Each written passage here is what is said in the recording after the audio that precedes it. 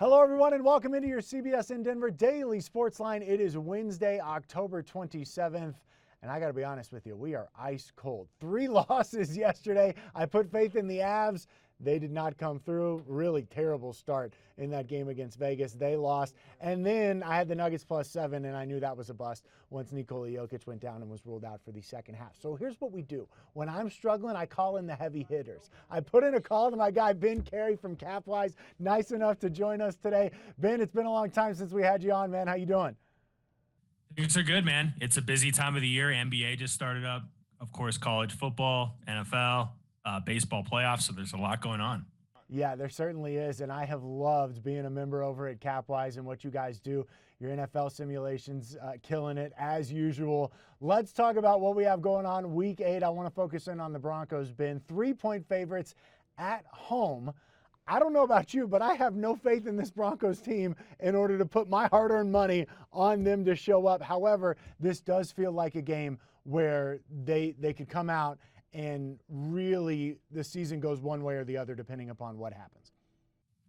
Yeah, this is a huge game from that standpoint because with a loss, I mean, I'm first and foremost shocked that Fangio and Shermer are still here after that Thursday night game, losing to Case Keenum of all people, but they're still on the team. So, I mean, we're going to have to obviously include them into this handicap.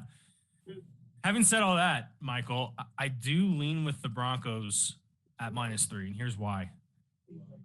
Jared Jeudy is expected to come back, and that is absolutely going to change this offense because when Hamler went down and Jeudy went down, there was just no deep threat, and it really set up the Broncos to just have to pass the ball short on, we've seen it on third down. I mean, I think they're last in the league in third down conversions. So now with him back, it stretches the field a little bit.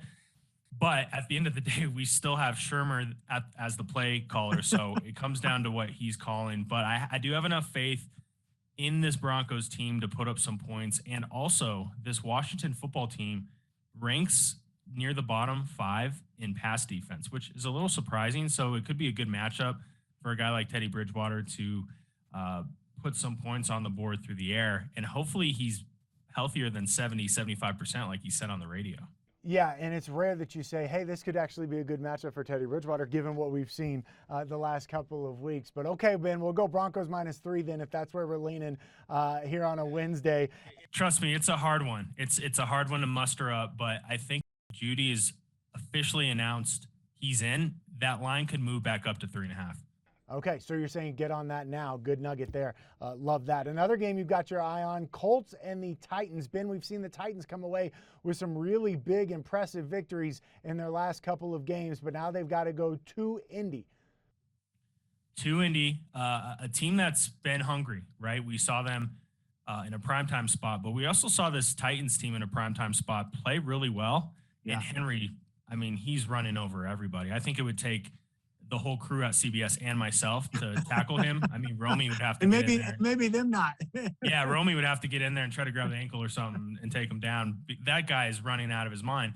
But this Colts defense is sound. They have Darius Leonard, who's one of the best linebackers in the NFL. But the biggest thing for me and why I like the Colts here at -1 is Quentin Nelson and Eric Fisher on that offensive line together. They are playing very good football. They're handling defensive ends, defensive interior linemen, and that running game with Jonathan Taylor is really looking good.